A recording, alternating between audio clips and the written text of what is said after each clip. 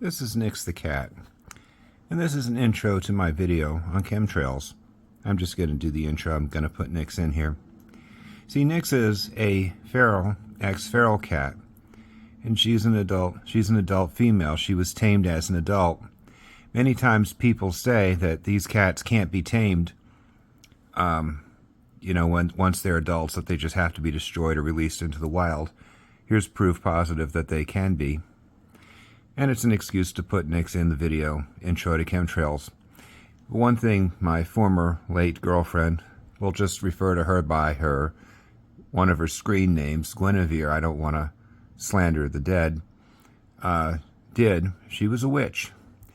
And she would oftentimes get this cat, Nix, to sit in pentagrams. Now, cats, as you know, you can put tape down on the floor and make a square, put them in the box, and the cat will just stay in the box. And what Gwen would do is she would put Nix in the pentagram, and when she was doing her various workings, and then the candle, and she had this magic trick that she did, and to this day, I don't know how she did it. It wasn't in any of her books, how the trick worked, although I'm sure she was a genius. She was actually a genius magician like Houdini, and I always told her, I always thought she should have went to Hollywood, but she could make it so all 5 of the candles would light at once.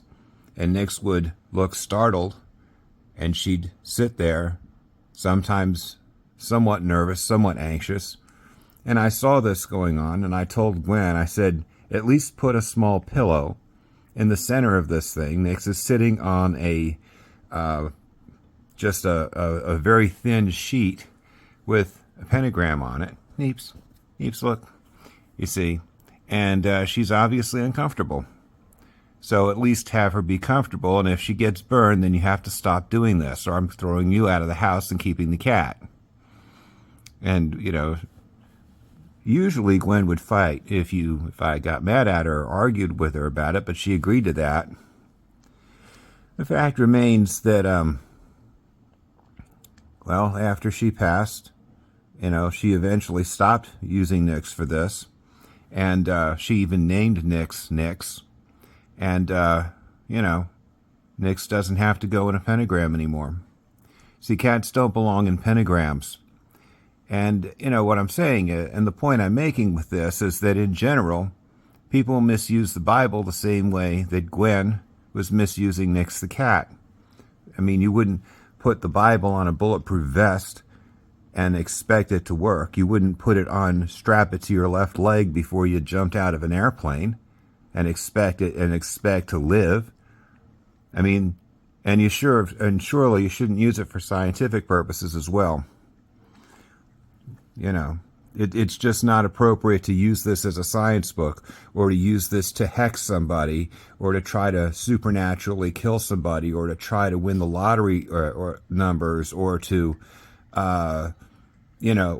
exercise control over animals, like, maybe handling poisonous snakes and not getting bitten and things like that. Nix is totally uninterested in the camera. Hey, Nix, I'm touching your paw. Evers, silly cat. Sure, Nix. Yeah, Nix. When you're on film, go ahead and be undignified, you silly cat.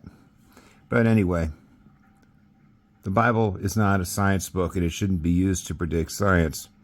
And I'll get to this point at the end when I sum it up. So this is the end of the intro to Chem-Trails Debunked: Gods, Devils, Angels, Demons, and Aliens. This is White Lightning 777. This is White Lightning 777, and welcome to Chem-Trails Debunked, where I debunk the chemtrails. And oh, by the way, if you just watched the intro, this is her staff. This is the one I was talking about. No, cats don't belong in pentagrams. This is one of her knives. Makes a handy pen. She would kill me if she saw me use this as a letter opener, but sadly enough, Gwen's gone. People can't outrun what they do to themselves. There's a saying, your friends may forgive you, your family may forgive you, you may even forgive yourself, but your central nervous system may never forgive you. So let's begin. And we'll go through the various reasons why there is this myth. It's a social contagion, of course, like all myths are, that deadly poisonous agents, nerve gas, whatever, is placed, mixed in as an additive to jet fuel, somehow going around the FAA, and that when planes fly, this additive goes through the engine of the plane and where it is burned and then released into the atmosphere, causing basically all, changes to the weather, sickness, death, disease, etc. Basically, the reason why I'm bringing the witchcraft stuff in here is because that is, chemtrails itself is a modern accusation of witchcraft. So I figured, I'd keep in the spirit of it. It's interesting, when I went through, when Gwen was gone, I had to go through all of her books and read everything and make sure it was complete, and then collate it and send it to her fellow members, to her second in command, who was out of the country, and so I had to pay several $100s in shipping to move boxes of all of these books and objects and Dybbuk boxes and things like that, and send it out of the country, because she basically had a worldwide thing going on. But enough about the sad old days and sad old times. The first thing you have to realize is that when you look, there are in fact planes that spray things. They're called crop dusters. There are other planes that drop chemical weapons, such as fighter planes. You can put a nerve gas agent on them.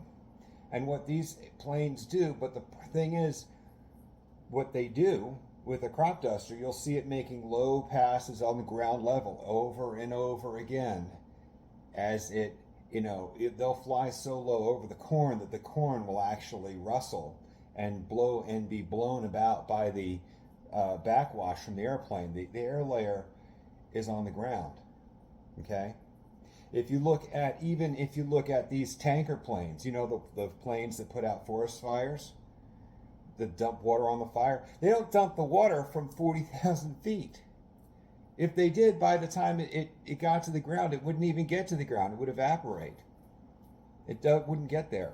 If you look at, for example, eyewitness accounts of nerve gas being used by Iraq, by Saddam Hussein against the Iranians and the Kurds, the planes fly low. Now, the plane may be higher, but the shell comes down and then, boom, detonates at ground level. Because ground level air, the atmosphere has different air layers in it. Okay?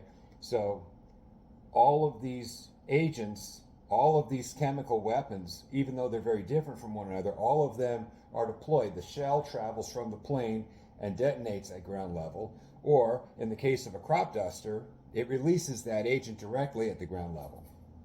You'll also, if you look at crop dusters, or even maybe the pressure washer you have in your yard, you'll also notice something else very different. The insecticide in a crop duster does not enter the engine. It does not go into the carburetor, burn with the fuel, mix with, and is thrown out with the exhaust. Those nozzles, in fact, are located behind the engine, behind both the intake and the exhaust manifolds, so that as the crop duster flies low, if the engine's here, the nozzles are here. So as it's going forward, the agent's being released backwards, and it never mixes and enters into the combustion chamber. Okay? It's just like your pressure washer. You'll have a water tank or a hose that goes in that's entirely separate from the fuel tank and the exhaust from the engine running it, assuming you have a gasoline powered engine. Okay? Sprayers, even of any description, whether it's your humble pressure washer or a crop duster or even one of those huge planes that dumps water onto fires out in California, none of them runs through the engine. And you might ask why. Well, water, as we know, can't be compressed. If you, for example, had a running engine and you were stupid enough, maybe it doesn't shut off, and you were stupid enough to try to squirt water down the carb with a hose, what that's going to do as the piston goes up into the chamber, if too much water enters the chamber, it can't be compressed, and it will hydraulically lock that engine up and destroy it. So if you had, depending on what this chemical is, it would not only would the engine not run very well or at all, it would actually hydraulically lock the engine in midair, or all four engines in midair, and the plane would crash, the engines would fall off, and that would be the end of it. It would probably take the whole wing off. So no, you can't run a chemical agent through an engine that doesn't burn, that somehow doesn't burn, because it would hydraulically lock and destroy the engine. The idea of running an agent through an engine is impossible. See, now if you're flying up here at 40,000 feet and you release it doesn't matter if it releases nerve gas or not. The air layers up here don't mix very fast with the air layers down here. They could dump a super tanker full of VX at 40,000 feet and nothing would happen. It wouldn't get to the ground at all. By the time it got down here, it would dilute, because if you look at how air layers work and areas of density work, if you pour oil on water, the oil doesn't sink down very fast, if at all, but it does spread out to side. And that's exactly what happens in the atmosphere. So no, there's no way you could release an agent that high and expect the dosage or concentration to be anything, you might be able to detect it with very sensitive machinery, but it wouldn't be lethal. There's simply no way to do that. The planet is too big and too powerful, and like I've said with global warming hoax, there is no pollutant or chemical that you can throw into the air that will change the weather. Mankind cannot change the weather, regardless of what pollutant you put in, regardless of what antennas you have, regardless of how much noise you make at a rock concert, or even if you're in a pentagram casting spells to change the weather, it's not gonna work. So they can release all the crap in the air they want. I don't give a damn, because I understand science, and I know that that's not going to affect me. Only superstitious fools will believe that. What is released? Like jet engines, like other internal combustion engines, what are the products of perfect combustion? Well, carbon dioxide, nitrogen, and water. If you have perfect combustion and your fuel-air ratio is absolutely correct, that's the only thing that comes out of the tailpipe. That's what the catalytic converter in your car is designed to do, by the way. What are imperfect residues of combustion? Hydrocarbons and NOx emissions. Those are pollutants. Guess what? Jet engines burn a fuel that's a purified version of kerosene. That's the products. What you do see coming out of that engine is water. Planes burn a lot of fuel, and that fuel turns into water. Now, when you have a high pressure inside the engine, and you release it into the upper atmosphere, where it's very low pressure and very cold, what that water is going to do is it's going to freeze into ice crystals. Remember, the freezing point, as your air density decreases, liquid water becomes increasingly unstable. The freezing point goes up and the boiling point goes down. Now, when you get into a vacuum, like in outer space, or even say like a very thin atmosphere, like on Mars, water only exists in solid form, ice or gas. It basically acts like dry ice.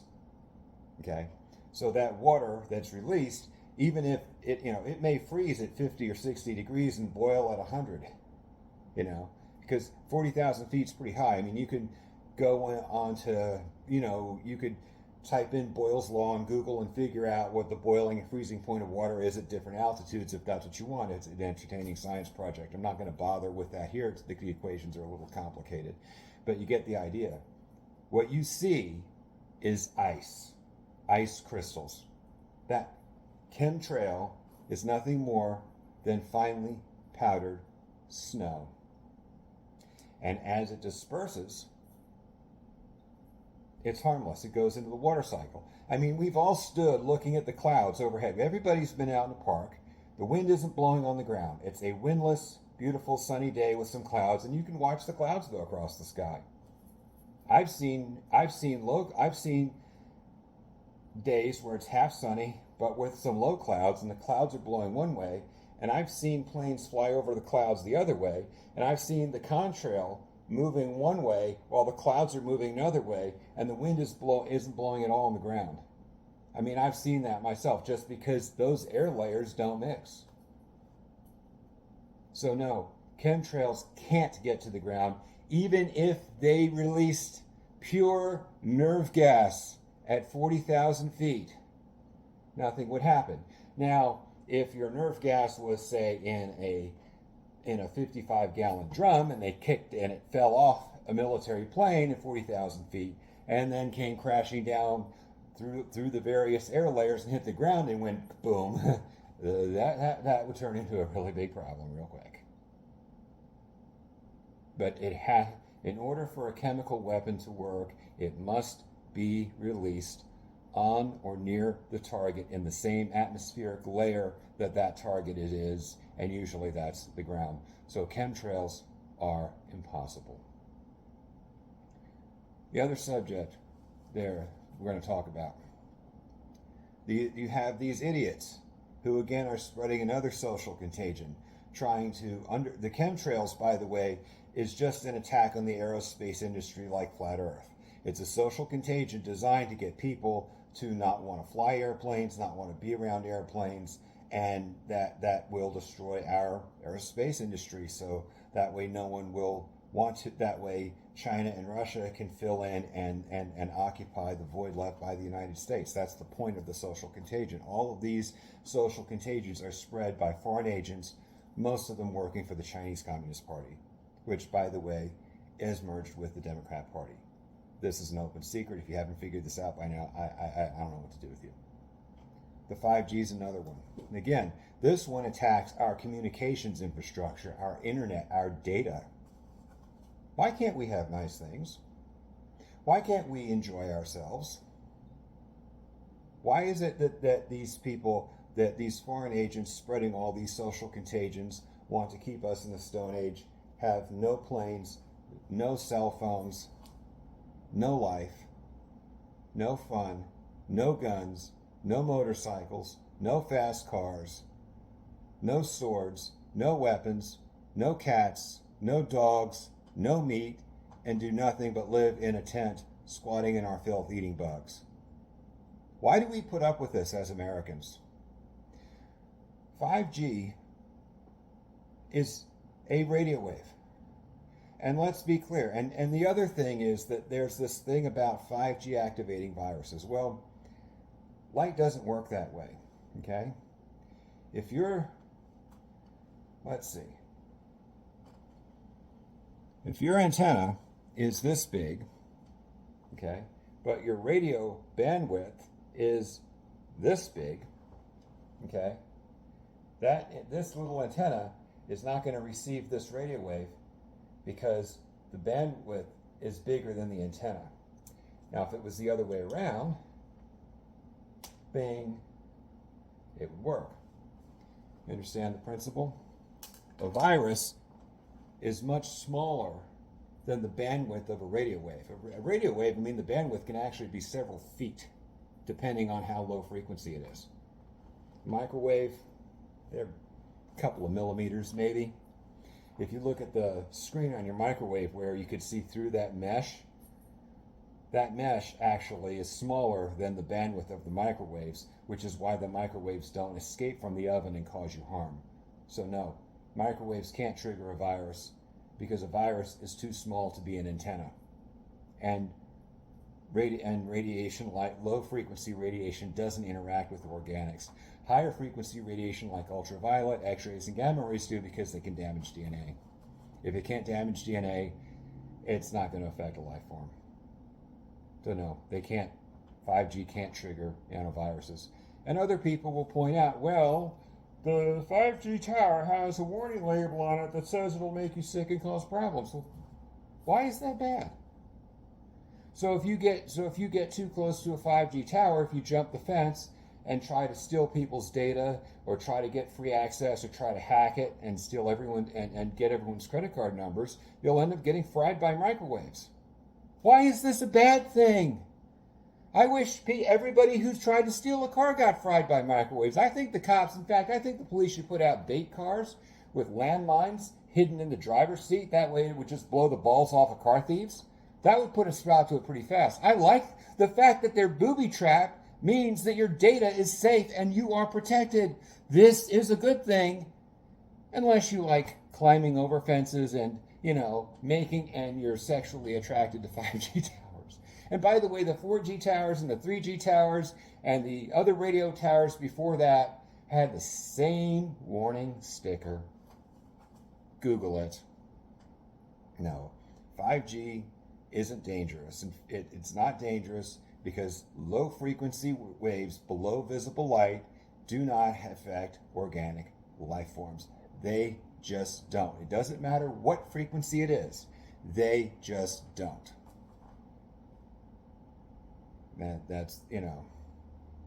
So no, the 5G tower kill everybody zombie apocalypse thing is just another modern myth and another social contagion. Last topic we'll talk about today. People get real stupid when it comes to the idea of non-human intelligences. Okay? If I were to suggest, seriously, that you allow your wife or daughter or sister to meet up with an alien and have a hybrid human-alien baby, I mean, most of the people with common sense would punch you in the nose because non-human intelligences aren't trustworthy. If an alien were to tell you something, prove it. You still have to use the scientific method and prove or disprove that hypothesis at best. And let's say you meet some critter that actually you've studied. Let's say you're into Norse mythology and you know everything about Thor and Odin and Asgard and Valhalla, and you encounter an entity that's Thor, and you know it's Thor because your book said it was Thor and you know it is. Well, this doesn't prove that it's Thor. This could be some robotic squid thing with 15 arms and fangs sticking out of his neck. Okay? It's just appearing to you. It doesn't prove that you saw Thor. It proves that whatever entity you encountered went through your bookshelf and read all of your books and got all of your web history prior to meeting up with you. It means that you have the same data set. It doesn't mean that they're telling you the truth. Why would you trust a non-human intelligence? Any non-human intelligence. I don't care what it calls itself. I don't care what stories it tells. I don't care if it promises you eternal life. I don't care what it is. Why would you trust something that's higher up than you on the food chain? Do you realize how stupid it is to willingly, oh sure, I'll go on the flying saucer. Oh, well, there's an entity in the burning bush. I'll talk to it. And by the way, that entity told Abraham to kill his own son, and then he chickened out. So right then and there, we know that we're not dealing with a trustworthy individual. Okay? Now, the debate as to whether or not humans encountered non-human intelligences or whether they had any effect on our history is scientifically interesting, it's philosophically interesting, but this should not be the central point of your life. If you are more loyal to an alien thing, to an entity, to something that doesn't even live in your dimension, you're an idiot. And if you're having sex with these things, you think that having virgin births by these things is somehow respectable, you're an even bigger idiot. I mean, look at Whitney, Wisconsin, that porn star that was having sex with dogs. I mean, at least they were both from the same planet. You're a fool if you trust these things. Okay? When you're dealing with invasive species, if we meet something smarter than us, it's probably going to take us out. Now, you might, and people may counter, yeah, but every human every human species, every human group has a religion of various kinds. They do. Indeed, they do. And not one of those religions is identical to the other. In fact, if you have two groups of people that have the same religion, you know that at one point they were actually one group of people that split up. That's considered proof. If you can prove that tribe A has the same religion as tribe B, we know that tribe A and tribe B used to be friends at one point. So now there's two explanations for this. The first is that schizophrenics and other delusional people got into positions of power in the ancient world because the ancient world didn't exactly have something called a sanity check, and they foisted their delusions upon a vulnerable and naive population that wasn't practicing critical thinking. That's the mainstream view. That's the leftist view. But there's a much more sinister, albeit I would say slightly less likely, but far from impossible possibility. You could indeed have a group of non-human intelligences, let's call them pretty little liars, that can never tell the same story twice. And every time these individuals encounter a different group of people, they throw them a brand new line of bullshit. So the question is not how should you talk to God or whatever, or which religion is true. The question is, why would non-human intelligences give human beings hundreds of different religions at once and never tell the same story twice? What possible altruistic motive is there for spreading such chaos and confusion? There is no non-malicious motive for that kind of conduct. There's a lot of other good reasons. You could certainly slow down people's technical development. You could keep the human species confined to Earth.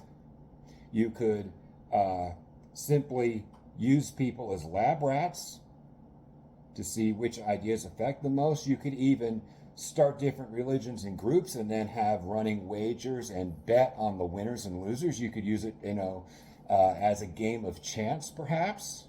If, they may play a game where, hey, I'm going to fabricate an ideology or a religion and give it to these humans, and my groups of humans are going to beat your groups of humans, and the winner gets to have sex with Aphrodite.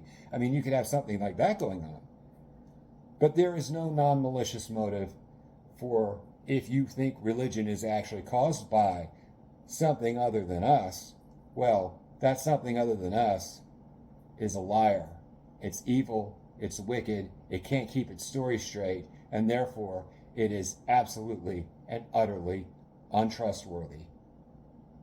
I don't care if you saw an angel or an alien or not. Trusting those things is an act of absolute idiocy once you turn off your feelings and look at the data logically. Most wars have been fought over theocracy or socialism. The planet has plenty of resources for everybody. There's no reason for any group of humans to fight over resources or warfare, unless one group is totally mismanaging its affairs and they're stealing from someone else who isn't. But that's not common. Religion, ideologies cause war. That is the main cause of war. And since theocracies have receded due to the Renaissance in their power, socialism picked up right where the jihadis and the crusaders left off and continue to murder millions of people.